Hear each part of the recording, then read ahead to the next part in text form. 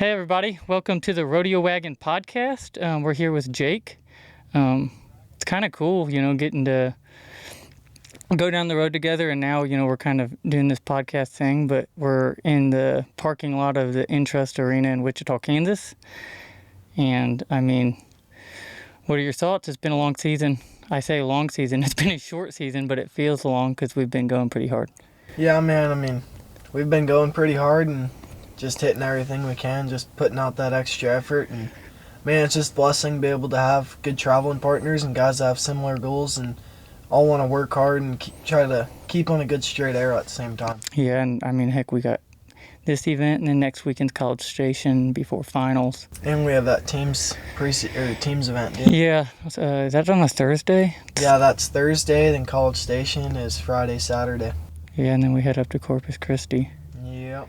Yeah, it's kind of crazy that it's just, generally right now we're kind of getting ready to go into the summer. Yeah. And now it's finals time, so it's... Yeah. I was talking to Dakota about, even making the world finals. Because right now, if you win this weekend, right? Yeah. Then next weekend, you make that decision on whether to go to the UTB or not. But if you go to the UTB... you win that UTB next weekend, you still don't make world finals through the UTB. Yeah. You're almost better off, going next weekend to College Station and getting at a better spot going into the Velocity finals just to try to get that, invite into the world finals. It's kind of unique. Yeah, it is. And this shortened season, it's cool because it also opens up the summer a lot. And there's a lot of opportunity with PBR and without PBR in the summer. So you can kind of hand pick what you go to a little bit more in the summer, go to a little bit more of those NFPBs stuff, or even the Challenger Series. You can kind of hand pick of what you're going to go to. Yeah, 100%. Yeah, the Challenger, like those touring pros, there's so many different options too. They have so many events throughout the year. I don't know, are they doing a finals for that? Like last year I was hurt, so I wasn't really involved with any of it. How did that work last year? Yeah, so you have a Challenger Series finals at the end of it, and it's the top couple guys get seeded onto the UTBs, and then you have your top team season guys get seeded onto the UTBs.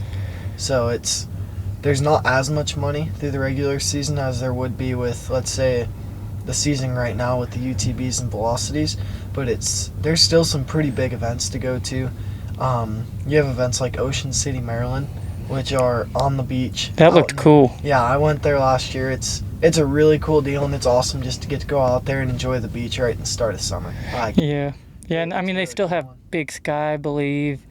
Berger's still putting on, all of his big, bull rides, that are traditionally in the summertime that are 40,000 added and plus.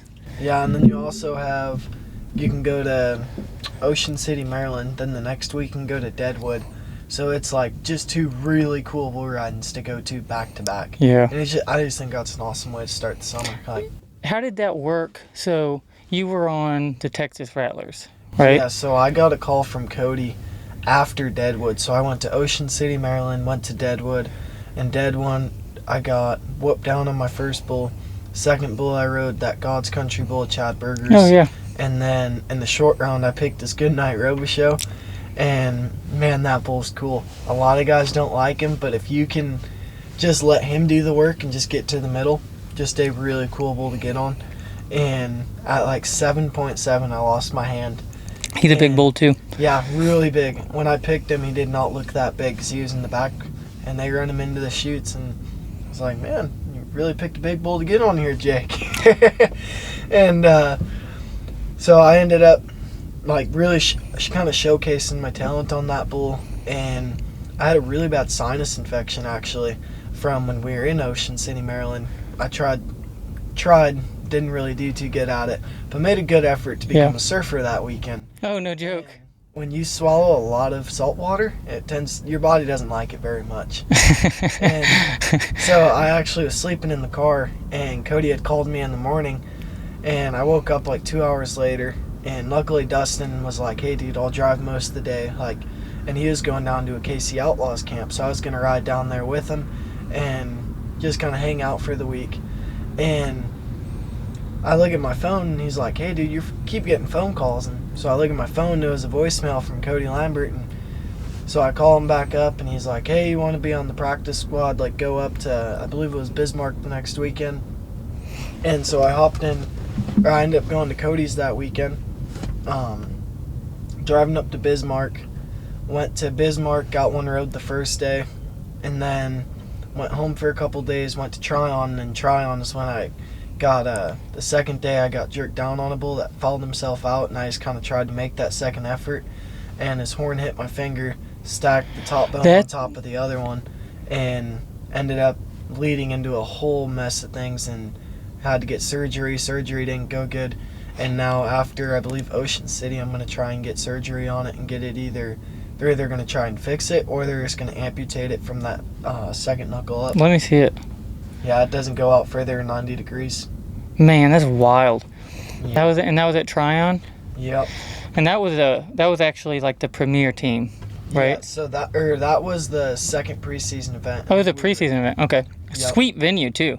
Yeah. Really cool venue, and they've got that. It's like that rubber type dirt, that they use for jumping. Yeah, $1 million dirt. Yeah, yeah, and yeah, for sure. That's wild with your. Yeah, so this bone right here was on top of here, and it blew a hole through the front of it. And what happened is I went to the ER there. They stitched it up, pulled it back into place. And me being stubborn, I didn't take any. They're like, do you want some pain meds for it? And those things scare me. So I was like, no, I'm good. And man, me and Travis Wimberly, one of my teammates, ended up hopping in the car with me and switching his flights around so he could help me drive back home, since it was gonna hurt on the way home. And we're driving back, and we stopped in Gatlinburg, Tennessee, and we went up on that big sky lift, and it was feeling good. I just took Tylenol for it. Well, on the way down, that altitude change, that was some of the worst pain I've ever felt. And like, when I broke my collarbone in Deadwood the year before, I didn't go to the hospital. I just took 2 Tylenols. Like, I'll go in the morning, and like that hurt a lot. Yeah. And trying to drive with a finger blown apart after that like altitude change, that was definitely up there. Yeah, I bet.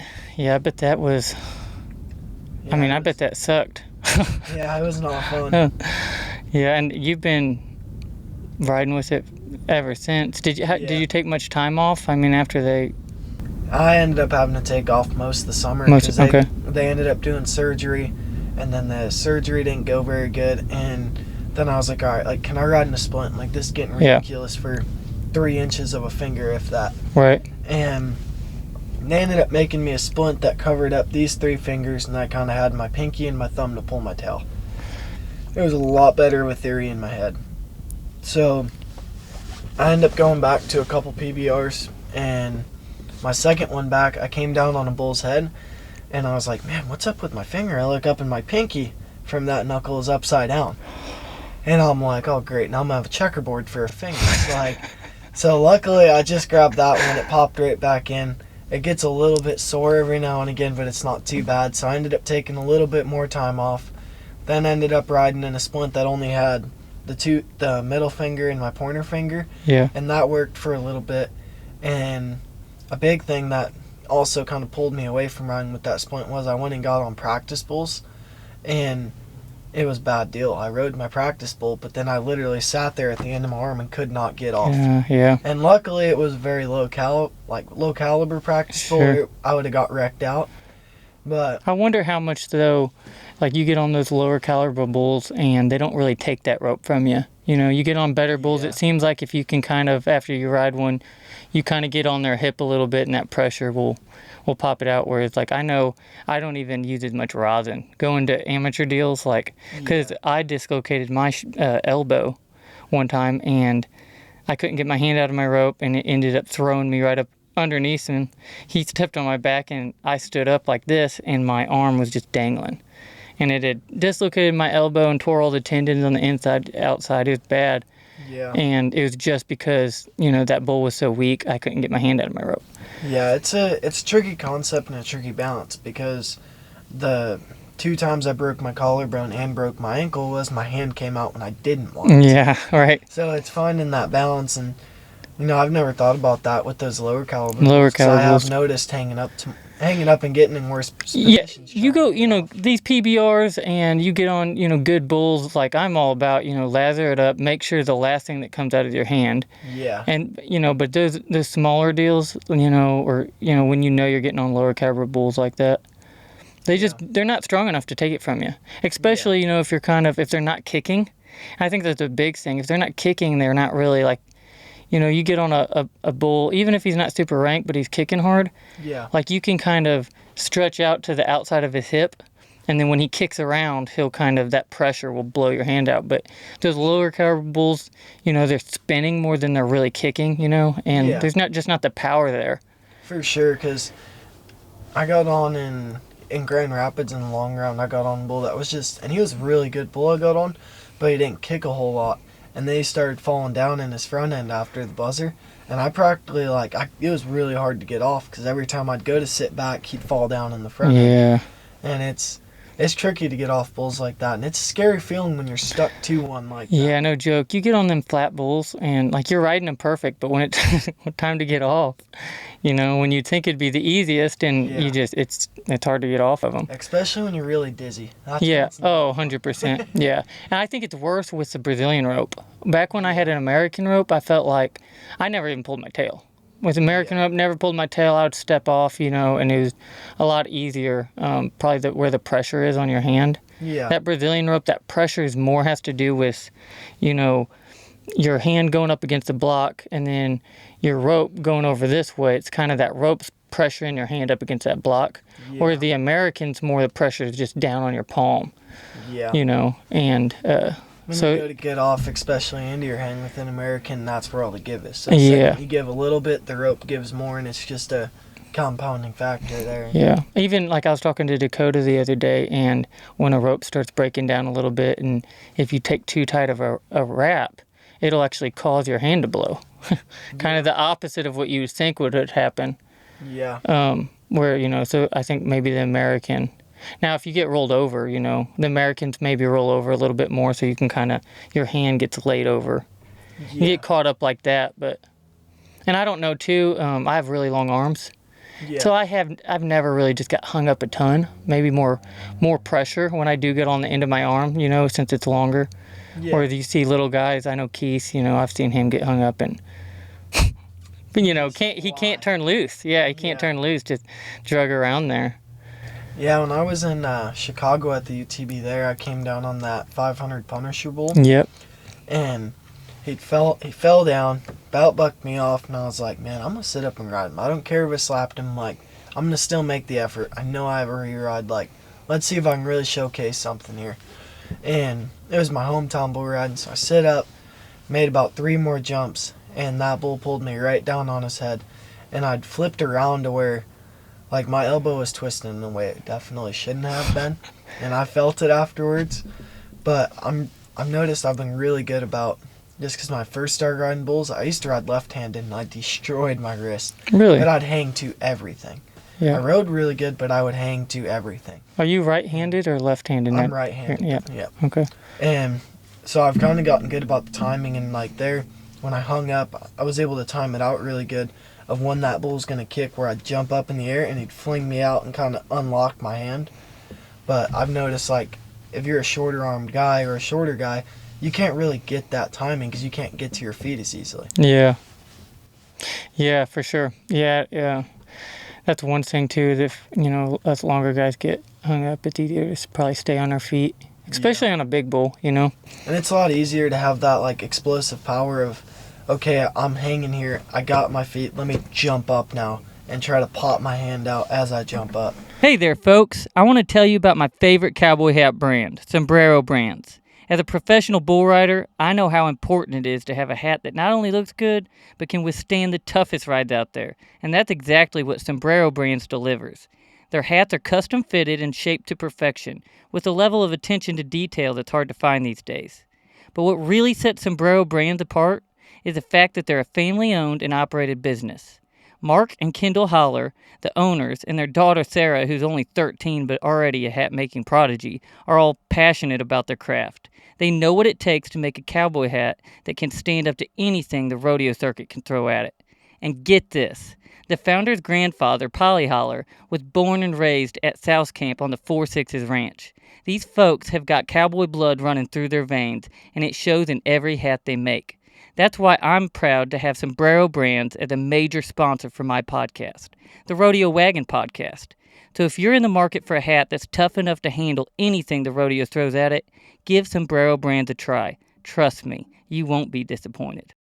Yeah, a video that the PBR's been posting and it's been going around is Cooper. Did you see that video on Instagram, him getting hung up? You have to look it up. He gets hung up and just calm as a cucumber, standing there, unties his rope. And then it's funny because you could see the bullfighters realize what he was doing. And the bullfighters kind of stepped back and let him do it because he was taking control.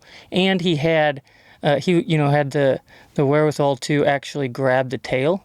Yeah. And, he had that tail. And so he was able to, pull his own, wrap undone. For sure. Which is, not everybody, has kind of, when you get in that bind to really, but man, I don't know. I think some of that's just, experience, getting on a lot of bulls and even if you're not getting hung up a lot, you kind of, you start to, be able to think through in that process. Yes. Yeah, I think, because I noticed, like, when I first started, like, I couldn't get a hold and, like, fall off. I would just panic, and I'd just lock down.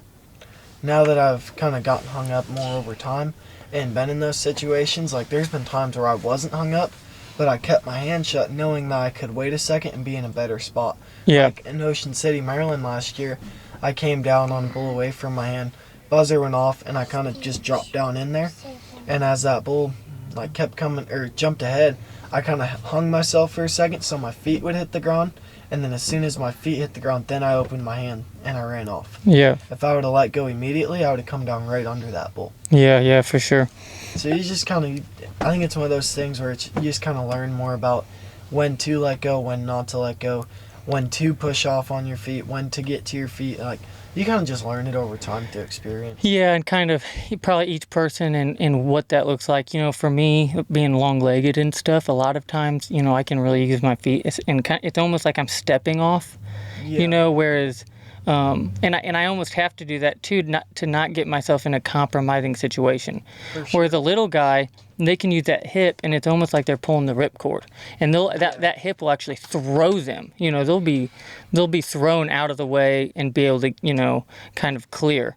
Whereas a longer guy like me, that bull's not throwing me so far out that so I got to make sure that when I am getting off that I'm my legs are in the right position and stuff to where when I hit I can kind of get out of there and help those bullfighters out. Yeah, and a big thing about that is like when you're a little bit bigger, a lot of the time when you get a check out to the side, you end up going up instead of out. Yeah. Yeah, and man, there's a big transition for me is learning to get off when I was going from an American rope to a Brazilian rope. Yeah, it's a lot different. You'll come down on bulls' heads a lot. Oh, yeah, for sure. Yeah, it's not the same, and how your hand pops out of the rope is different. It's a different timing. Yeah. One's probably easier into your hand, one's probably easier away from your hand.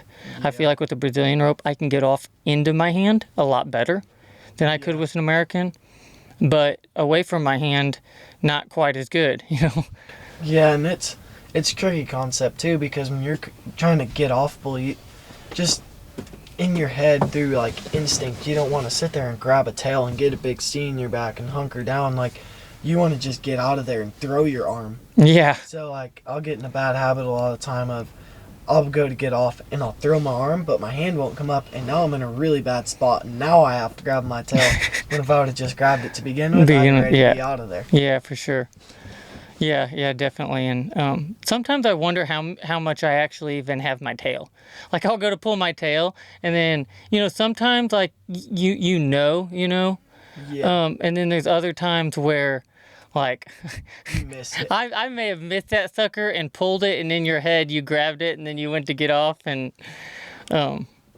Yeah, that's Yeah, I've done that a handful of times. You'll see me reach down the video, think I got it, and next thing you know, I just hung myself up. yeah. You did it. Yep. Yeah.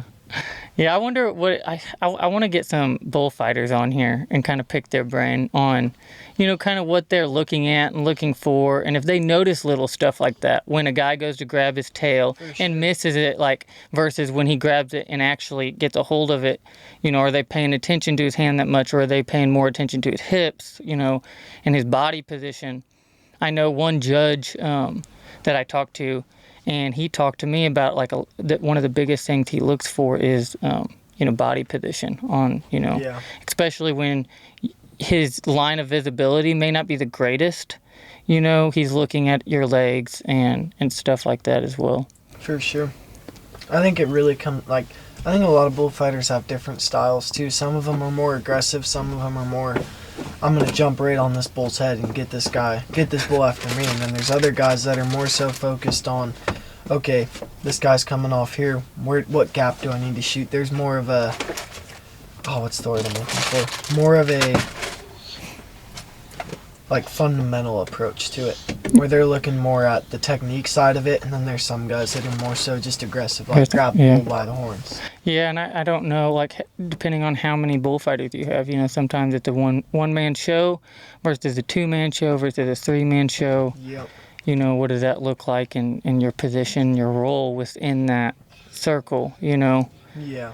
I do know this, at these, PBRs, it doesn't matter what you get on. I mean, as far as how mean they are and stuff, I mean, these guys are the best in the world. You get on a shark out there, Yeah, if you land in front of them, you're going to get mowed over probably, because there's nothing you can really do at that point. Yeah. But even still, they still sometimes can make those gaps. Yeah, it's crazy what they can do. I mean, if you get in a bad position, it's just bull riding. I mean, if you get at this level, if you're getting hooked, unless it's, you're an open rider, it's somebody that's not used to it and they're just laying there. Yeah. And even then bullfighters are so good. Yeah, and like last week, and I came down right in front of this bull's head. He was he came out there, was right out there into my hand, and he jumped ahead for a jump, and I ended up catching my loop way deep, so I was stuck in the spin, and just came off in a really bad spot. So I hit the ground and started crawling. Well, I crawled right in front of his head into the buck and shoots, and like there was no gap to shoot. I crawled into the gap. And man, I done got mowed over. That bull hooked me right in the back, right in the hips. I climbed up on the back to shoot. I was like, man, that hurt. And definitely did not feel too good, but definitely could have been a lot worse. A lot worse, yeah. And man, last weekend for me on that short rounder, I got off clean, perfect, landed on my feet, made the whistle, got off clean, landed on my feet. But the helmet I'm using, that 100X, I love it to death, but I'll tell you right now, visibility is not, the greatest. So I just kind of turned, and just out of the corner of my eye, I see the bull's head right there. And I just gassed it, and started running, and had no idea. The video, like I'm halfway, and the way that arena's set up too is, it's one of those arenas that's not very deep, but it's super wide. Yeah. And that bull was running up the chutes. And so I came off, he's turning back. I came off here, and I start running this way because I see him. So he's running off the chute. So I'm turning into the middle of the arena. And there's no gate because I don't want to turn left, and I can't see. So I'm just running. And the video, it's funny because then bullfighters were able to pick that bull up and kind of take him away. But I was halfway on the other side of the arena, because I'm like, as far as I know, he's still right there on me. Yeah. And so, like, I think, equipment plays a big role, too, in, like, our ability to kind of get out of those situations, maybe. But certainly, I mean, Keith Hall's blind. I say blind. If he doesn't wear his glasses, and I've literally watched him run into the side of a bull. Bull's trying to leave the arena, and he ran square into the side of this bull, like a deer running into a car. So it's certainly, visibility is a big thing within that. And has Keith thought about getting like contacts? Well, he did one time. He said that he landed right underneath the bull on his back, and the hooves were stomping all around him. And he said, "I never want to see that again." So he took them off and yeah. said no more. Okay, so one segment that we've been recommended to do is what's in your rigging bag. So like for me, the 100X, with that, visibility and stuff. What about you? What are you wearing? What equipment are you using? I was using a 2 Tough helmet, and what I ended up switching to is a 2 Tough cage with a hockey helmet. And one thing I did notice is the visibility is really good, and with a 100X, visibility isn't as good as that, I don't think. But the one thing I do really like about it is having that hockey helmet shell to it. Is when I land and hit my head, or if I land on my shoulder and my head comes across, I've noticed it's one, really light, and two, those hockey helmets are built to where if I hit my head, like Bull's Horn the other week, come right into the cage, dented the cage in, and normally my chickens would have been scrambled, and my head was perfectly okay.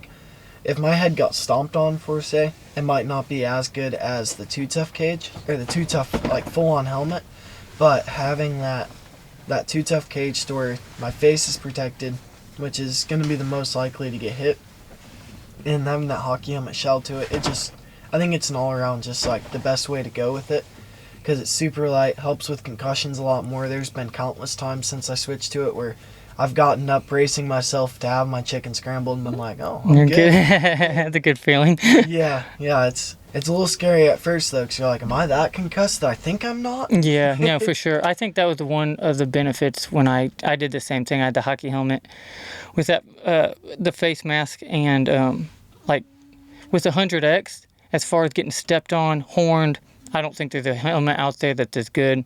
It's bulletproof. It's tested more than all of those. Hockey helmets are not built for that. Yeah. However, they weigh more. So getting slammed on your back, I've been knocked out more with that 100X, just hitting the ground. Whereas back when I was wearing those other helmets, it wasn't. So it's kind of a give and take there on that end.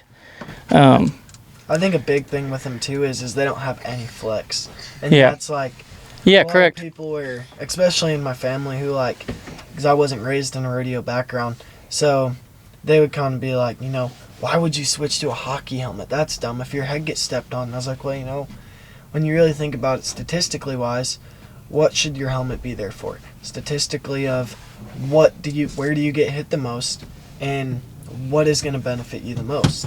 So the biggest thing that you see a lot of guys struggle with is concussions. Yeah. So my kind of mindset going into it was, switching to it was, having a little bit more flex, having still that protection, but having a little bit more of concussion protection to it was going to be a lot more beneficial. And just over the last couple weeks, in the last month, I've had a lot of wrecks, and I've noticed it tremendously helping me out.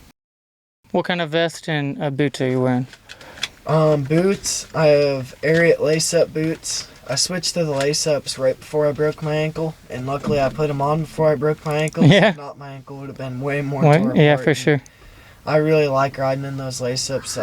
I got a pair of almost borderline work boots, so I'm thinking about finding something a little bit lighter. But I got a pair of Ariats, and then vest-wise, I just switched to the Ride Right Flex Pro. Ride Right Flex Pro. Yeah. I haven't had the Flex Pro. I had the PR8. Didn't like it. It was a little bit too bulky. I gotcha. The Phoenix. That's what I've used.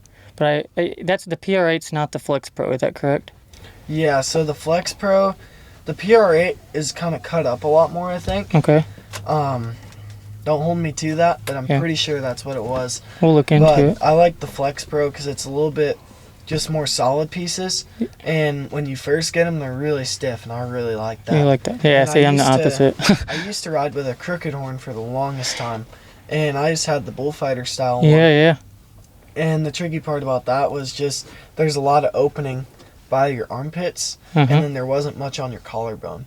And so I didn't like that, and I noticed those PR8s had a lot more padding up here. They came up a little bit higher, so I ended up switching to those.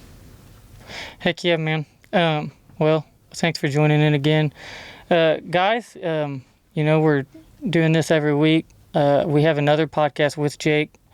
Not in the Rodeo Wagon, but we'll be launching that soon, so you can kind of tune in, see a little bit more about Jake. Got any social media handles or anything they can follow? Official.jake.morinec. If you just look up Jake Morinec on Instagram or Facebook, or TikTok, it should come up. And I'm actually in the midst of launching a new clothesline right now. So Heck that yeah. should be out in the next couple weeks. I had my first pre-sale go really good. Ended up getting over 75 shirts out there, and it's awesome just to build the brand and a big new kind of purpose with the shirts. I'm going to try to just glorify God a lot more with them, put a lot more biblical stuff on the back of them. And the first shirt was just kind of see where they went, and there's a lot of good stuff coming with it, so I'm excited. Heck yeah, guys, support him. Check him out. If you haven't already, download the Western Edge app. You know, we're doing a lot of content. We're doing a lot for giving back to this Western community, being able to connect, you know, fans and everybody with businesses and support, you know, athletes and everybody going down the road. So check out the Western Edge app, download it for free. You know, big shout out to Cosmic Cowboys. They're the one that's producing this podcast, putting it together. We got a cool new setup here, and, you know, there's going to be a lot more going down the road. You know, Jake, you're going to go with us a bunch. You know, you went with us a little bit, and it's been good. We've been winning. We're about to go in Wichita into the Intrust Bank Arena, and I'll take first. You can take second. Yeah, we'll see. All right. See who draws better. Yeah, I'll draw better because I'm going to make him work. All right, we'll see you guys later. Thanks for tuning in.